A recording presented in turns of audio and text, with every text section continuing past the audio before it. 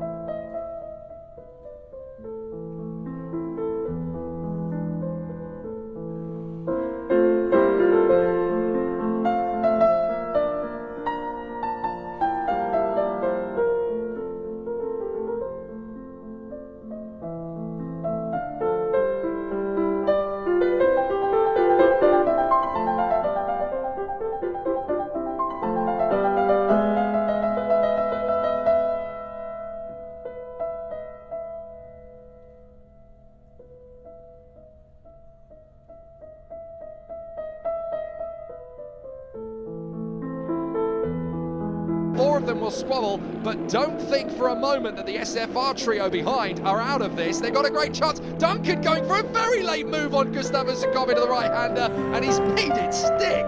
That is one heck of an overtake at the bottom of the straight there. He turned in and made the move as he turned, essentially.